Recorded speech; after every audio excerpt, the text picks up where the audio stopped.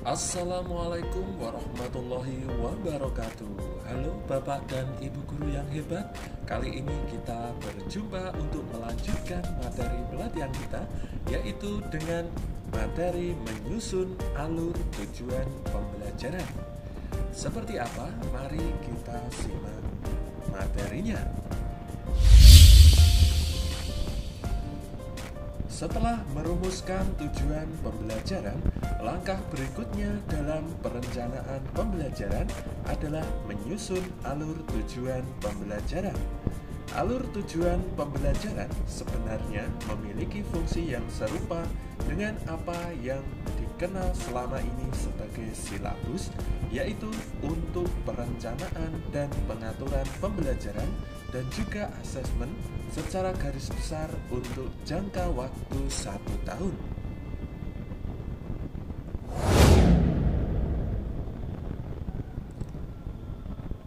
Alur tujuan pembelajaran ini dapat diperoleh guru dengan cara yang pertama, yaitu dengan merancang sendiri berdasarkan CP. Yang kedua, mengembangkan dan memodifikasi contoh yang disediakan. Ataupun bisa juga yang ketiga, yaitu dengan menggunakan contoh yang telah disediakan oleh pemerintah. Bagi guru yang merancang alur tujuan pembelajarannya sendiri, tujuan pembelajaran yang telah dikembangkan dalam tahap sebelumnya akan disusun sebagai satu alur yang berurutan secara sistematis dan juga logis dari awal sampai akhir fase. Alur tujuan pembelajaran juga perlu disusun secara linear, satu arah, dan tidak bercabang sebagaimana urutan kegiatan pembelajaran yang dilakukan dari hari ke hari.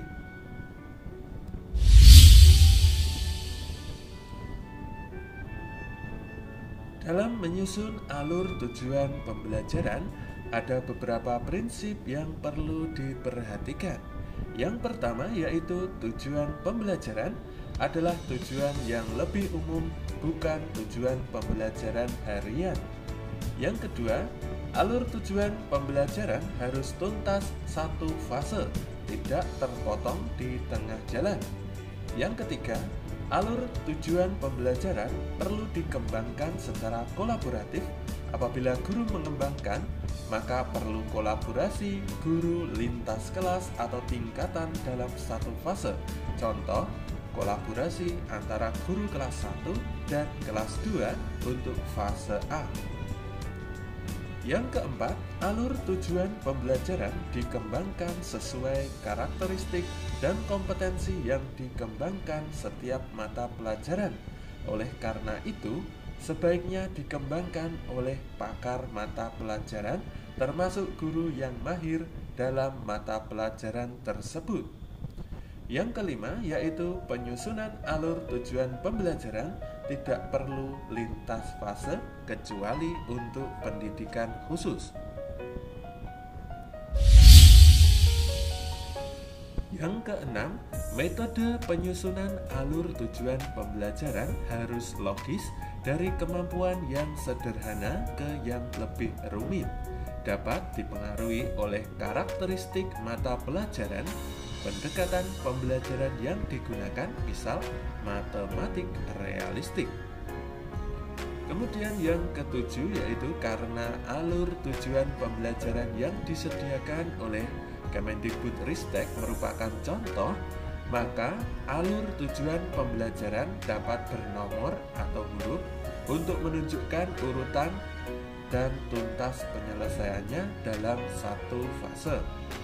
Kemudian yang terakhir, yaitu alur tujuan pembelajaran fokus pada pencapaian CP, bukan profil pelajar Pancasila, dan tidak perlu dilengkapi dengan pendekatan atau strategi pembelajaran.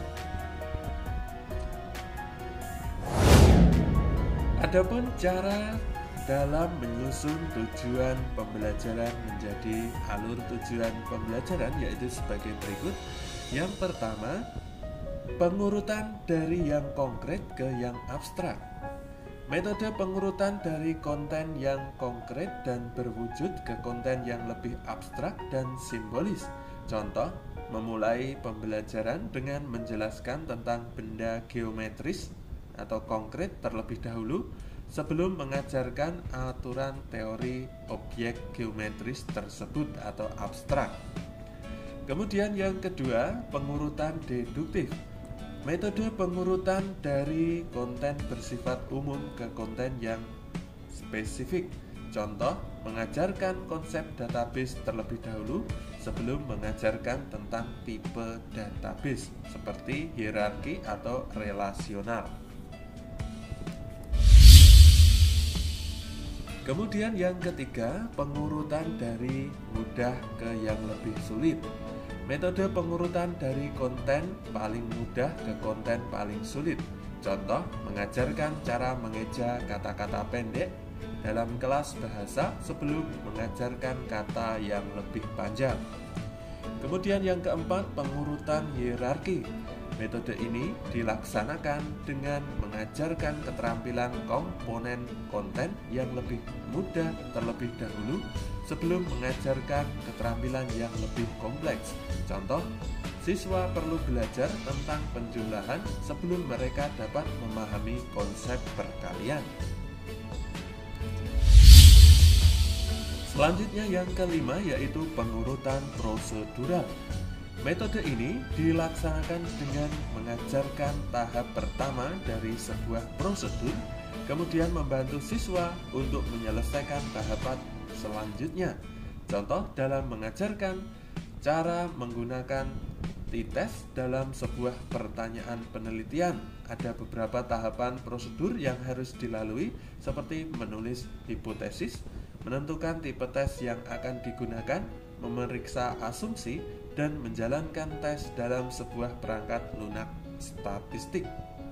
Kemudian yang keenam yaitu scaffolding, metode pengurutan yang meningkatkan standar performa sekaligus mengurangi bantuan secara bertahap. Contohnya yaitu dalam mengajarkan berenang, guru perlu menunjukkan cara mengapung, dan ketika siswa mencobanya, guru hanya butuh membantu. Setelah itu, bantuan yang diberikan akan berkurang setiap tahap. Pada akhirnya, siswa dapat berenang sendiri.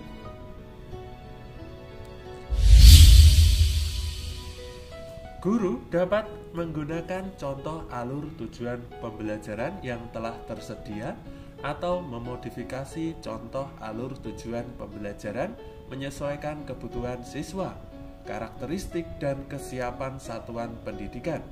Selain itu, guru dapat menyusun alur tujuan pembelajaran secara mandiri sesuai dengan kesiapan satuan pendidikan. Tidak ada format komponen yang ditetapkan oleh pemerintah.